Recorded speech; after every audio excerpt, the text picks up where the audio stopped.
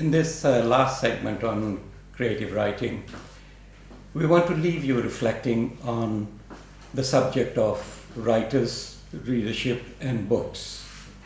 We have maintained throughout this series that these are essential for the growth of values, growth of intellectual life, and for human civilization as a whole. And if you're looking for a political purpose, we would say that books, readers, and writers are necessary for imagining a nation and for self-aware citizens. Now, I want to make brief comments on each of these, on writers, on readership, and books. First, writers. Writers have a very complex role in society. They serve multiple functions. And in a country like Fiji, where the role of the writer is not clearly defined, it places a lot of people who want to write in a special kind of dilemma. They're not sure what their place is in society. And I think through this series we are trying to define what that place is. Now, the primary function of all writers is to give pleasure, to entertain. And what gives pleasure to readers is the twists and turns in the plot, in the narratives. But this is not the only kind of pleasure. There are more sophisticated pleasures to be derived from reading fiction, from reading literature. And that sophisticated pleasure comes from recognizing and understanding the use of language, and also having some knowledge of the craft of writing. And once you have knowledge of the craft, and when you begin to see how writers use language, you have another level of pleasure from reading books. Now, writers occupy a very privileged position in society.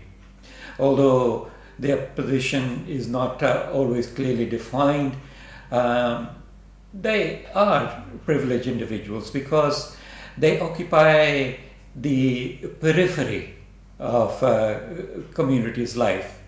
And from the periphery, they are able to see what others cannot see.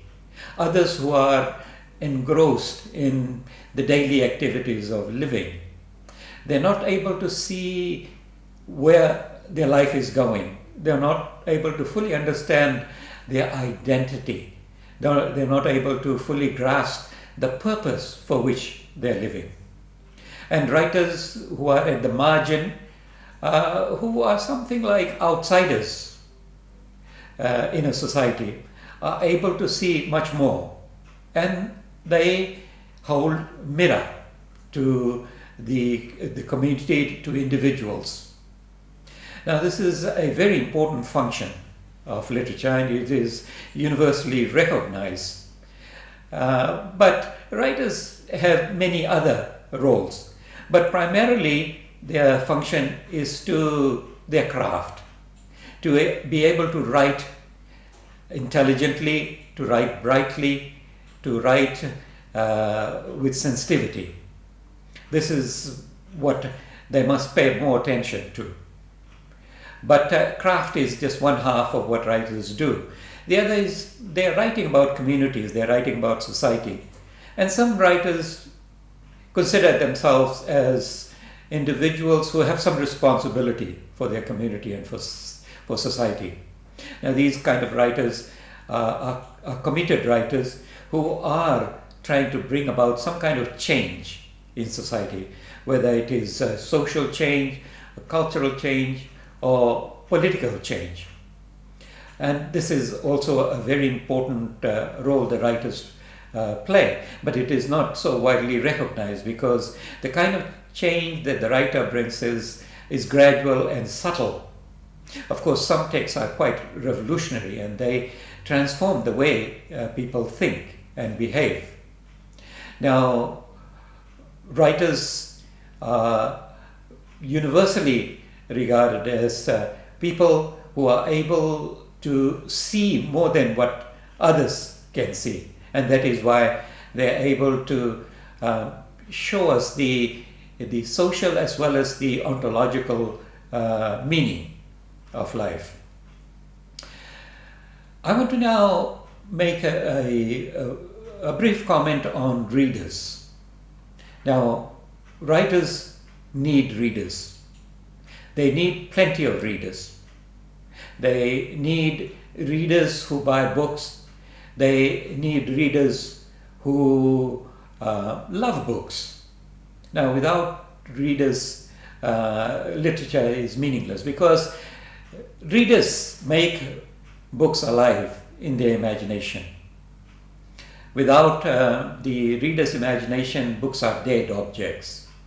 And it is in the process of reading that characters, the place and time, everything becomes a living experience. Now, readers are of various kinds.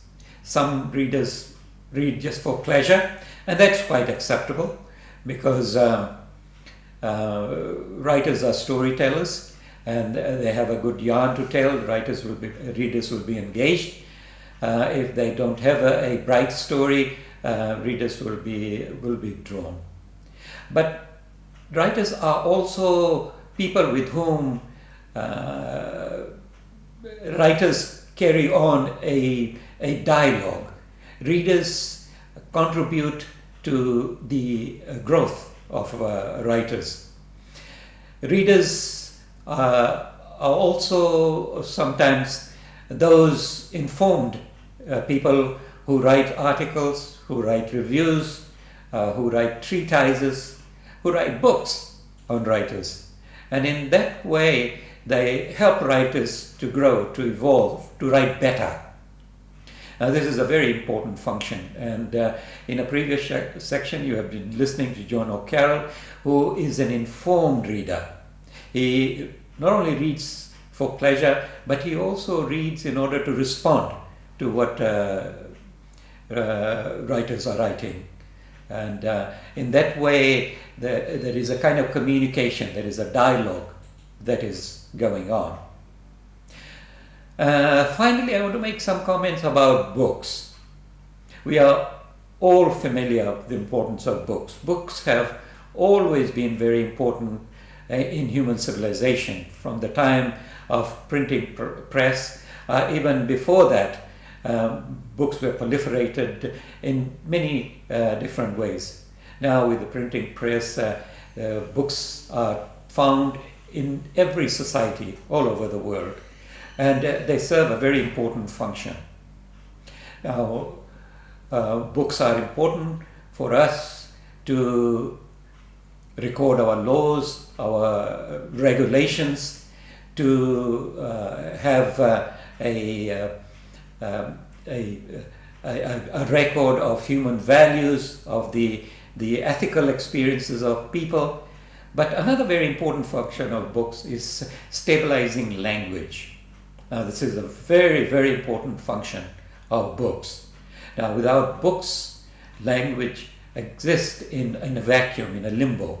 In books, the language is stabilized and new expressions are added on. Now, this is a very important function of books. But I'm going to talk about a function of books which many people don't recognize.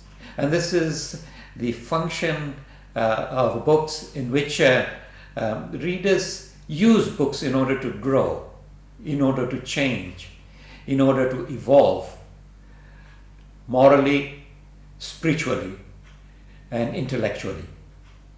Now, books are necessary for the evolution of human culture, of human purpose, of human development generally.